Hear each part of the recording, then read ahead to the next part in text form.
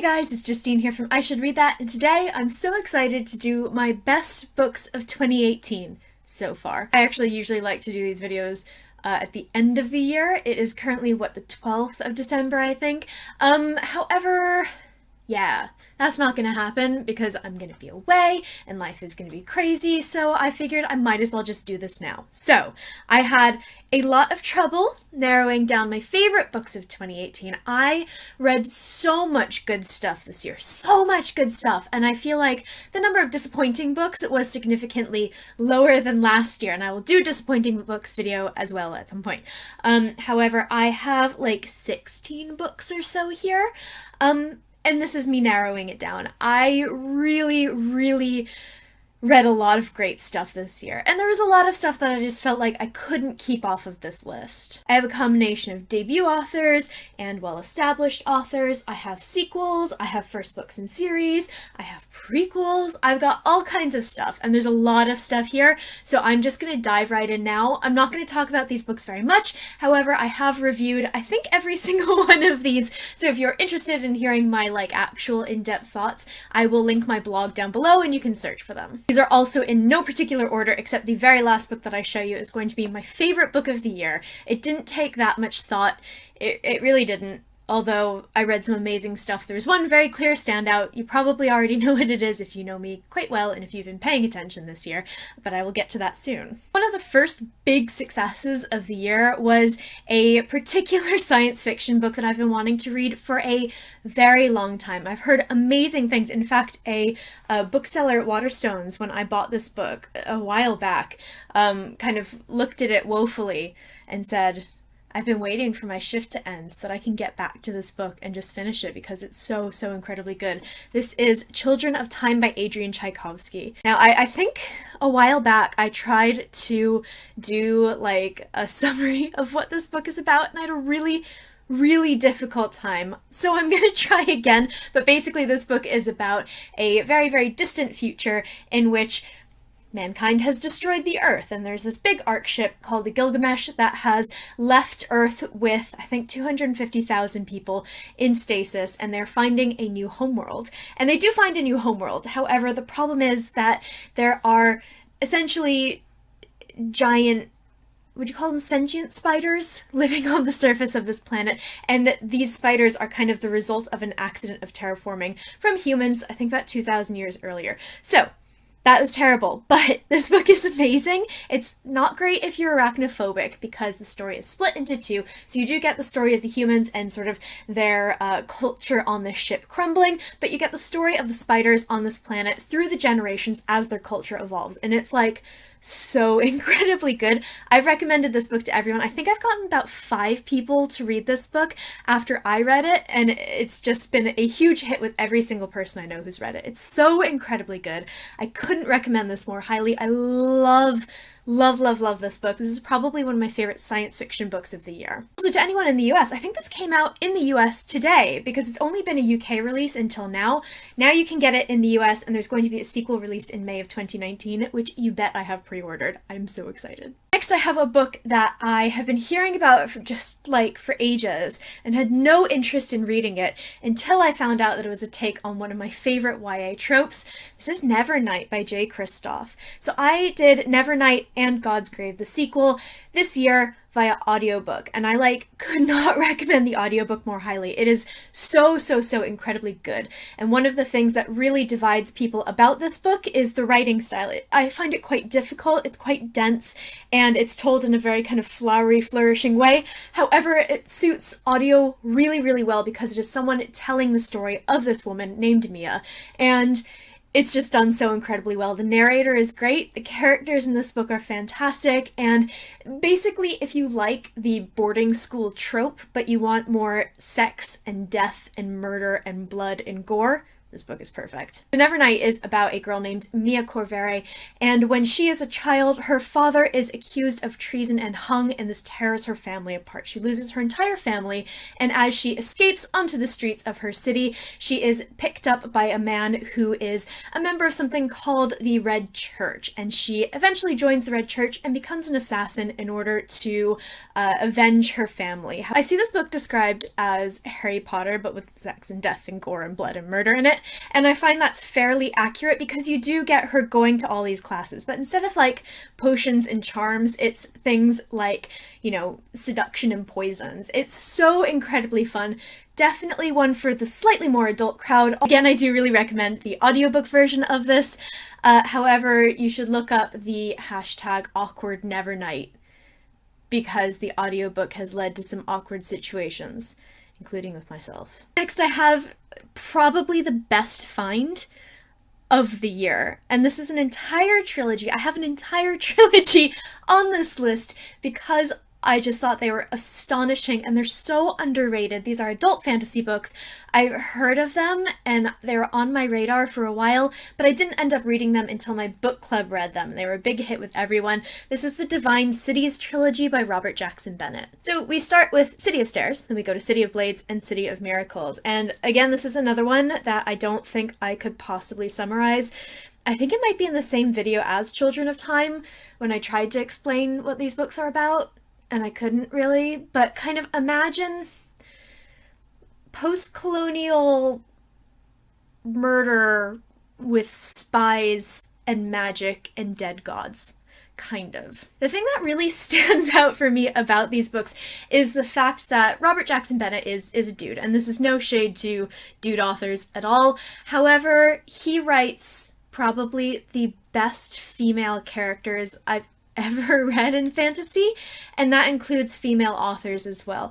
The way that he characterizes Shara, who is our heroine in the first book, and Mulagesh, who is our heroine in the second book, it's just incredible. It's astonishing. They're so incredibly well written, so well rounded, and they're just like, if I had to show you what a perfect character was, I would probably show you Mulagesh. She's absolutely incredible. They're so good, so well written, and they're so underrated, and if you like adult fantasy, I could not recommend these more highly. Next up, we're back to YA with a duology that I read this year, and I knew I was gonna love this, and I did. It was not a huge shock that this ended up being one of my favorite books. The second book I don't have here because it's currently on loan. I'm lending it to everyone, but this is Forest of a Thousand Lanterns, and the sequel, Kingdom of the Blazing Phoenix by Julie C. Dow. So this is like a spin on the Evil Queen narrative that we always have in fairy tales, but it's particularly sort of Snow White based. So in this book, which you can kind of see as a prequel to the second one, even though they are a duology,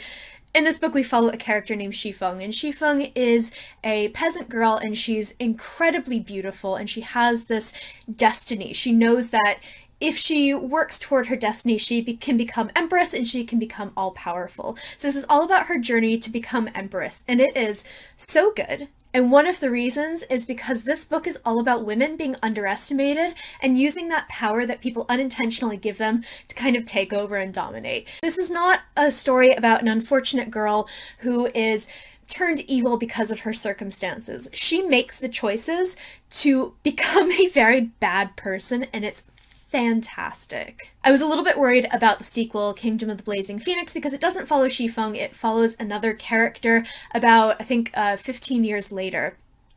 And I shouldn't have worried, because even though it follows the kind of good character as opposed to the evil character, it's still incredibly, incredibly well done. And our character, I don't want to say who it is, even though you can just read the back of the book, but she is sort of like the heroine of the story, but she's also incredibly angry, and she shares a lot of characteristics with Shifeng. It's so good, so incredibly well done, and I absolutely love these books so much. So again, we are back to adult fantasy. Apparently I read and loved a lot of fantasy this year, which I guess isn't a huge surprise, but I read these two books, which are the beginning of a series, and absolutely loved them. So the first book came out, I believe, in 2017, and the second one came out earlier this year. I don't have the first one on hand right now because, again, I'm lending it to everyone that I know. This is a theme with books that I really like, but this is Bloody Rose by Nicholas Eames, and the first book is Kings of the Wild by Nicholas Eames. So why do I love these so much?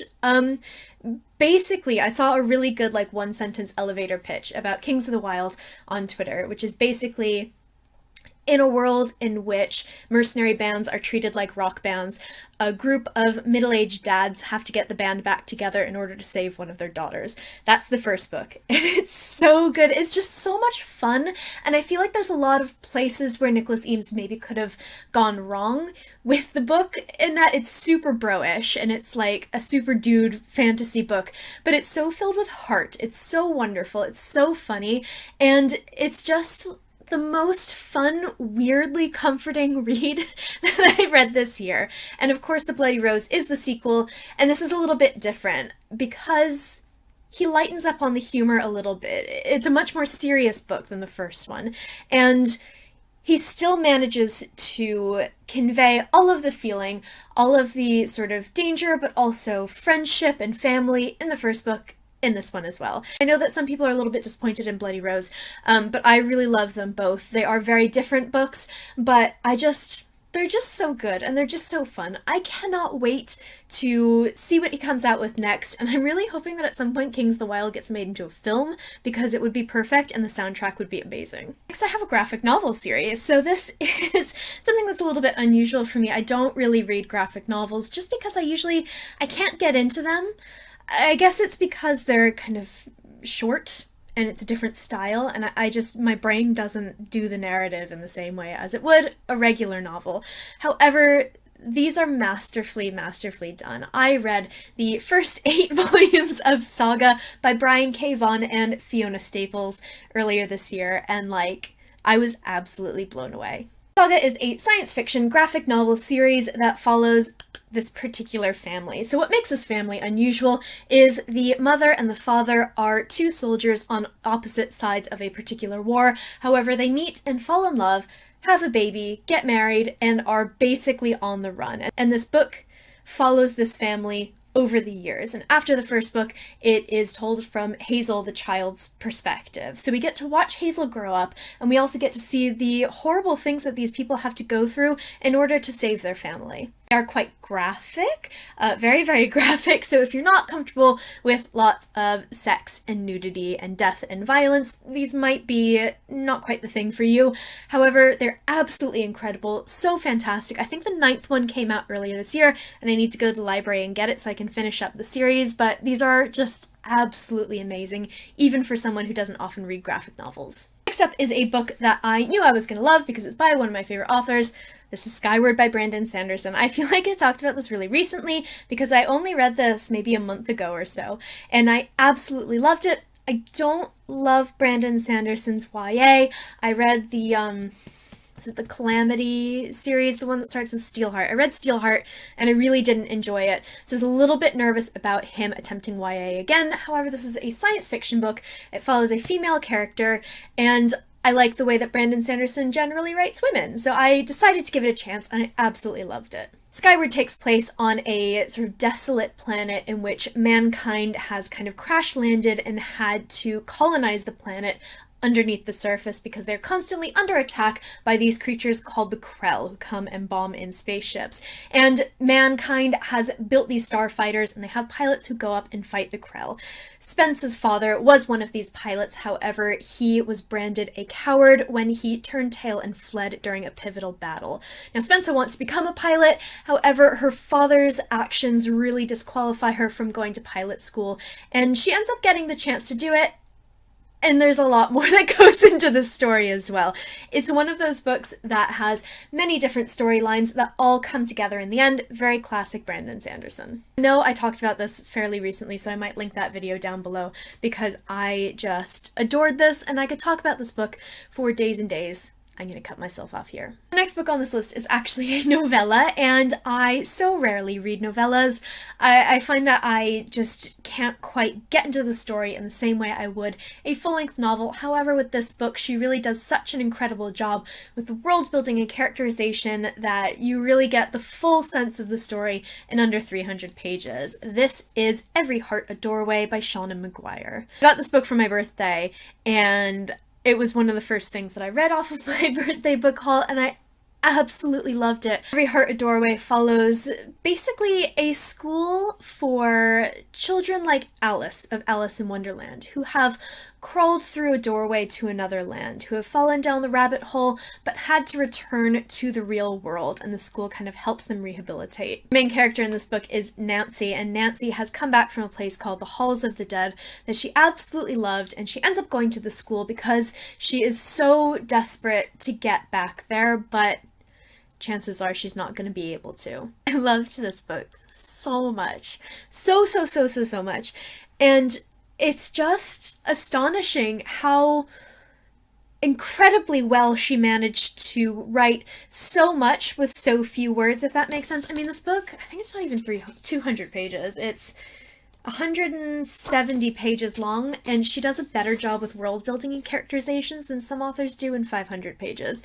It's astonishing. Next is another science fiction book, and this author has quickly become one of my favorites. I absolutely love this book. I cannot recommend it more highly. This is Planetfall by Emma Newman. Planetfall is a book that deals with the cost of keeping secrets, the cost of lying to others. It deals with mental health. It's so incredibly good. Planetfall follows a character named Ren, and Ren is a crewman aboard the ship called the Atlas, and the Atlas has left Earth in order to find God. And this book takes place after the Atlas has landed on a planet, colonized that planet, and has been there for several years. It's very obvious that something is wrong. It's very clear that Ren knows something that we don't know, and she's keeping this great secret, and it's truly tearing her apart inside, and it's clear that people are going to find out what it is soon. I would so highly recommend this book to people who are looking to get into the sci-fi genre, but also to people who have read lots and lots of sci-fi. I found it very, very accessible. It's a super quick read, and it's just like, I had to stop talking about this book about midway through the year because people were making fun of me because I talked about it so much. Next book is very, very special to me because it allowed me to rediscover one of my favorite authors of my childhood. And as in every video where I talk about this author, I have to cut myself off because I could just yammer and yammer on forever and ever. This is Tempest and Slaughter by Tamora Pierce. I love Tamora Pierce. I loved the Alana books when I was a little kid. I didn't realize there were more books than just the Alana books, so I haven't read The Immortals, for which this is a prequel. However, that did not hinder my love of this book at all. This book is kind of another play on the boarding school trope that I love so much. It's not a huge surprise that I love this, but it's basically about this boy named Aram, and he's going to eventually become a character in the Immortals quartet. However, this is him as a boy, when he is studying magic. And it's him studying magic in a way that you don't get in books like Harry Potter. And I feel like it's not very creative to bring up Harry Potter, but it is a really good example. So, of course, when I was reading Harry Potter, being the mega nerd that I am, I was really upset that we didn't get more of them in their classes. If you didn't get that from Harry Potter and you want that, this is the book for you, because it's him going through his classes and he's making friends and he's going through all these situations. I believe he's about 11. So, you know, he's kind of at this pivotal time in his life. And he goes to class and he discovers his power, and you really get to see him studying, which I loved so much. And this is such a quiet book, and I feel like it's a deceptively quiet book. I think that it requires a slight sort of change of mindset because these days, obviously, books are so incredibly fast-paced, especially when they're fantasy. This is a quiet book, and it threw me off a little bit at first. I had a really hard time getting into it, but when you kind of get into the flow of it, it's so lovely. It's just a lovely book. It's beautiful. I enjoyed this so much, and I have rediscovered my love of Tamora Pierce, who is just like my childhood, like everything. So this last bit, my last 3 books that I have are actually my top 3 books of the year in order, which was totally unintentional. So at the beginning I said that I would just do my like number one. I'm going to do my top three because they're all just sitting here right now. So this first one is one of my favorite books in terms of politics and fantasy that I read this year. I thought that it was so incredibly well done. It is a little bit dense, so it was a little bit tough to read at times and to kind of wrap my head around some of the concepts. However, it's so beautifully told. The world building is incredible. I love the characters so much. This book is just so incredibly good. If you haven't read it yet, I would so highly recommend it. This is City of Brass, and this is by S.A. Chakraborty. This book takes place in a sort of fantasy version of Cairo, and our main character, Nari, is a con artist who ends up getting caught up in magic. That's all I'm gonna say. Love this. I love this so much. And I don't want to say that I was completely taken aback by how much I loved it, because I knew I would really like it, but I was really blown away by this. And I think it's a debut novel as well. Not to say that debut novels are, you know, not as good as other books, but having a debut novel that's so, I think, beautifully plotted and has such incredibly intricate politics and culture in terms of world building was really amazing. I really liked the romance, which I love romance in books, but I'm really difficult to please. I love the romance in here. I loved Nari. I loved all of our characters. It's just like, it's so good. My second favorite book of the year is by one of my favorite authors. I knew I was going to love this because I love her other books. I recommend them to everyone. I knew I would love this, and I did. It's just like, it was so incredibly perfect. This is Record of a Spaceborne Few by Becky Chambers. I loved this book so much, and I feel quite different from The Long Way to a Small Angry Planet and A Closed and Common Orbit, to other books that I absolutely adore, because this is basically a snapshot of daily life. In a similar way to Tempest and Slaughter, you really just get a look at the way people live, and you get a look at how these, I believe it's 6 characters, just kind of live their lives at a particular period in time. There's not a lot of conflict in terms of like giant battles and stuff like that. There's not a lot of sort of violence or anything like that. It's just people living their lives.